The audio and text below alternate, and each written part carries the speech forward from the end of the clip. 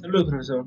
El día de hoy, el grupo 6 de Economía les va a hablar sobre la intervención de Estados Unidos en distintos países del mundo. Yo les voy a hablar sobre la intervención de Estados Unidos en el conflicto fronterizo de Venezuela con Gran Bretaña. La relación que actualmente vemos entre Venezuela y Estados Unidos no siempre fue así, pues en el siglo pasado tuvieron una muy buena relación, incluso un siglo antes, específicamente en 1895, la buena relación entre ambos llegó a su cúspide, pues Estados Unidos apoyó a Venezuela en el conflicto fronterizo que este último tenía con una colonia de Gran Bretaña en América Latina.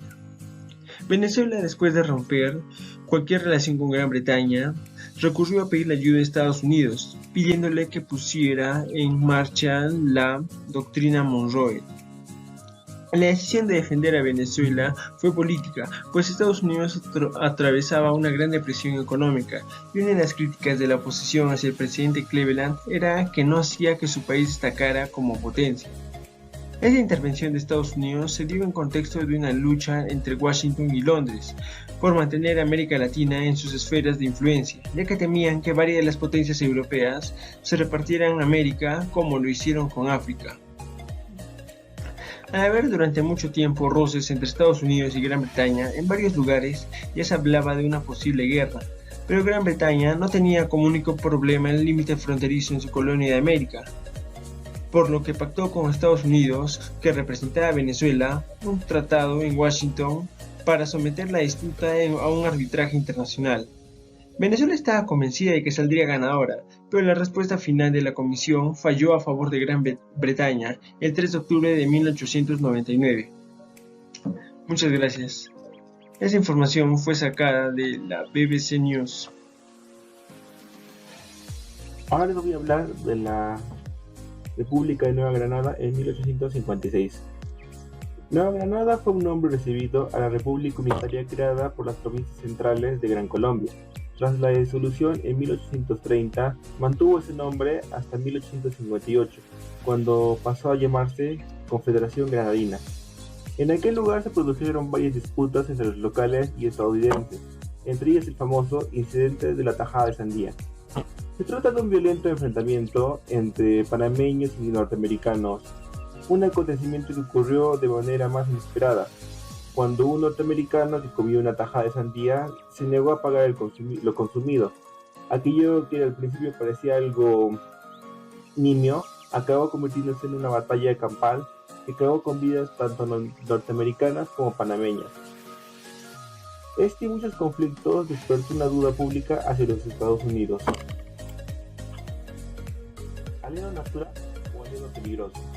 A pesar que fueron vistos desde los comienzos de la Revolución Independentista como un aliado natural a la Nueva Granada, por su doble condición americana y republicana, pero en 1856, cuando un motín de Exmouth que lo dio pie al gobierno de Washington, ha formulado unas pretensiones expansionistas. Estas son tendencias que tienen ciertos estados a extender su base territorial y influencia económica sobre otros países por medio de la agresión militar o conflictos armados. Fuente, artículos académicos, Cielo. Siguiendo con el puesto, hablaremos sobre cómo intervino Estados Unidos en Guatemala en 1954. Primero que todo, hay que saber que Guatemala en esos tiempos estaba muy atrasada y tenía una herencia colonial. También hay que saber que Guatemala venía siendo controlada por la empresa estadounidense United Fruit Company. Esta se encargaba de la producción y comercialización de frutas tropicales en América Latina y Estados Unidos. Esta empresa era dueña de la mitad de las tierras fértiles en el país y de casi todas las líneas férreas, las cuales se enfocaban en el traslado y la producción de bananos. Viendo esto, el presidente Jacob Arbenz propuso una reforma agraria para promover el desarrollo de la agricultura de Guatemala. Esta consistía en vender la mayoría de las tierras de United Fruit Company a los campesinos, lo cual no le agradó a la empresa porque estaba afectando a su monopolio.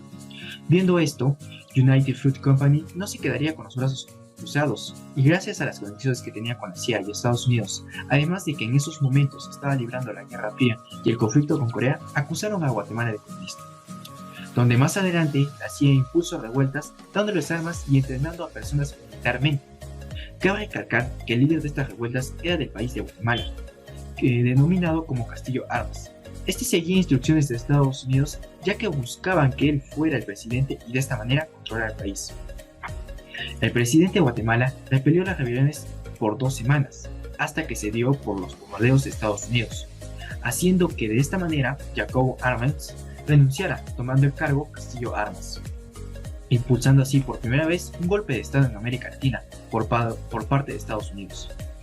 Esta información proviene de los videos del canal BBC News Mundo, del video La CIA derrocó a mi padre en el primer golpe de Estado financiero de Estados Unidos en América Latina, y del canal de Thomas Azeteco, del video de El día de que USA invadió Guatemala en 1954, de los minutos 00, 8:20 y 12:50.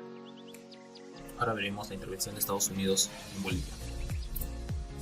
En 1966 se dio por decreto de ley número 07722 en el gobierno de René Barrientos el arrendamiento de las mineras de Bolivia a empresas estadounidenses como son United and Chemical Corporation y United States Steel por un periodo de 20 años por la extracción de metales importantes como el cadmio, el oro y la plata. Posteriormente, el personaje revolucionario Ernesto Guevara, más conocido como el Che Guevara, ingresó al país en 1967 para incitar la revolución, ya que en esta temporada el país vivía con conflictos por Estados Unidos, los cuales mantenían en esclavitud hasta los hijos de sus peones en las mineras de extracción. Fue entonces que, el 9 de octubre de 1967, el gobierno de René Barrientos indicó que el Che Guevara había muerto en combate, siendo esta una de las mentiras de este presidente, ya que a los años, el agente estadounidense indicó que había recibido órdenes para asesinarlo. El Che Guevara podría considerarse como víctima del Plan Cóndor. Esta aplicación interviene en 3 esferas específicas de desarrollo estatal, política y económica, las cuales tienen una alineación principal con el objetivo de ir en contra de la expansión de los ideales izquierdistas. Posteriormente, en 1971, el presidente Juan José Luis Torres dejó sin efecto el contrato de las empresas estadounidenses con el decreto de ley 9699, para lo cual esta acción no gustó al país capitalista, para lo cual apoyó el golpe de estado de Hugo Banzer, siendo un dictador muy reconocido a nivel internacional.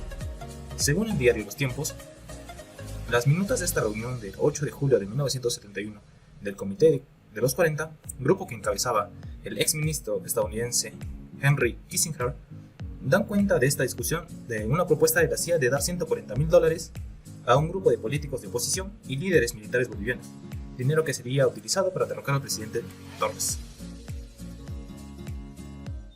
La invasión de Estados Unidos en Panamá, su nombre en código fue Operación Causa Justa. Más de 26,000 militares desembarcaron en Panamá el 20 de diciembre de 1989, con un objetivo: arrestar al general Manuel Antonio Noriega. En 1977, Noriega es la mano derecha del gobernante Omar Torrijos.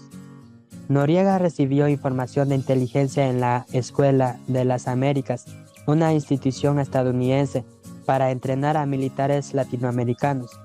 El militar panameño era agente doble, también pasaba información sobre Estados Unidos a otros países.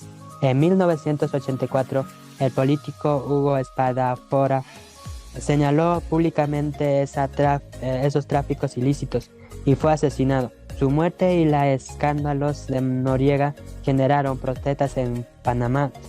En 1987, la justicia estadounidense incriminó a Noriega por narcotráfico y blanqueo de dinero. El 16 de diciembre de 1989 empezó la invasión por la causa de la muerte de un marine estadounidense por un oficial panameño.